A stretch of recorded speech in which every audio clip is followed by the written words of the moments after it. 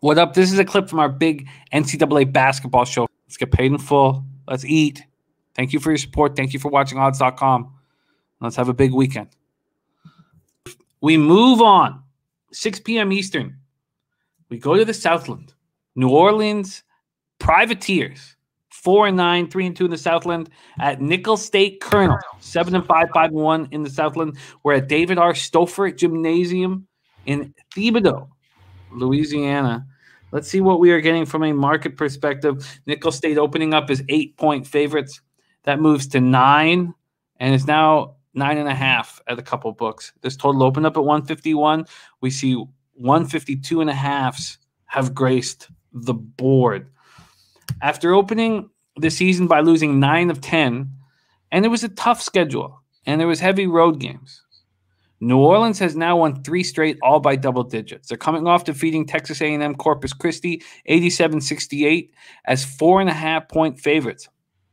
All 5 starters scored in double digits. They're led by guards Damian Rosser, who scored 15.7 points per game, and Troy Green, who averages 15.4 points per game. They turn the ball over too much. They average 16.8 turnovers a game, but they hit 45.8% from the field, 30% from 3, and 72.8% from the line. Nicholls State followed a 5-game losing streak with a 5-game winning streak. The last 3 wins have come on the road. They're coming off a 92-83 win at Houston Baptist on Wednesday night. Houston Baptist is also playing on this card that Max is attacking later on in the show. Guard Ty Gordon scored 27 points in the win. He's averaging 15.2 on the season. Senior guard, our man Jones, came off the bench to score 23 points. He's averaging 11.2 on the season. 6'7" junior forward Najee Garvin is the only other player also averaging double digits with 13.4 points, 6.9 boards. They hit 44% from the field, 31% from 3, and 68.1% from the foul line. New Orleans Privateers at Nicholls State Colonels in the Southland. Take it away, Max. Yeah, listen, Jim, with New Orleans, it's definitely hard to ignore what they've been doing in conference. They played 3 high-scoring games at home where they've been able to eclipse 75-plus in all 3 outings, but they have been playing close to the closing numbers with a couple really ass-clenching totals, and I think that's something to definitely be aware of.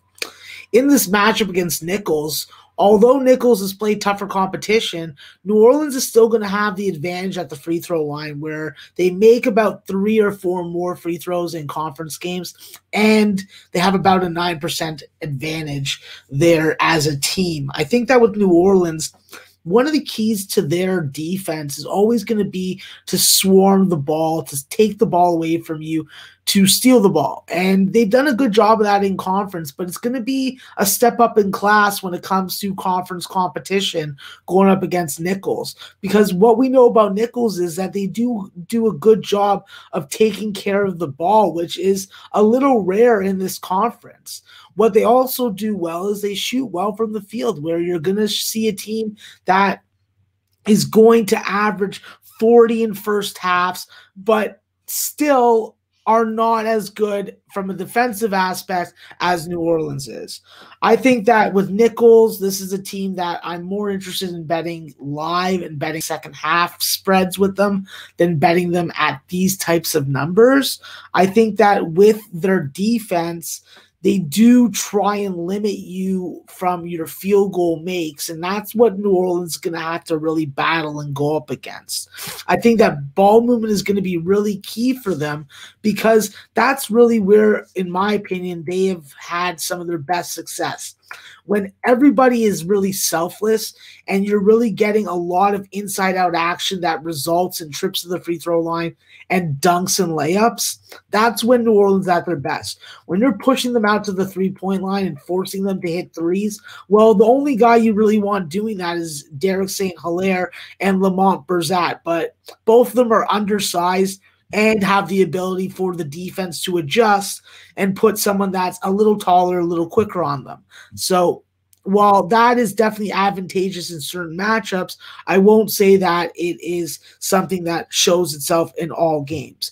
But with New Orleans and riding this offensive streak that they're on, to go along with Nicholls, both these teams make 10-plus free throws a game. Both these teams are averaging around 63 field goal attempts. So if you're hitting 50% you could do the math right there. The points start to add up.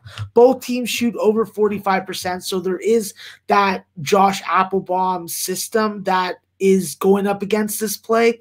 But in the end, I think that I have to keep on riding what I'm seeing, and what I see is a team in New Orleans that is capable, that is competent, even though they're undersized.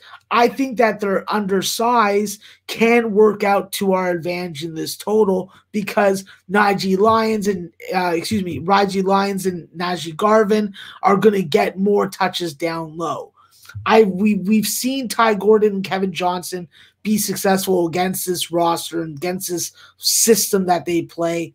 I think it's just a matter of getting off to a fast start, and by my numbers, this game ends up at 157 to 158. So I'll jump on the over, Jim, at 152.5. It was one of the first plays I jumped on this afternoon. And although I'm getting a worse number, I'm still confident enough to make it a show pick. Circa still hanging at 151.5. Sign me up for that then. That 151.5 is at minus 110. The 152.5 at FanDuel is at minus 105. No, I'll take the 151.5. Yeah. Let's lock that in right now. Privateers, Colonels in the Southland. Over 151.5 at minus 110. Available from the good people at Circa Sports.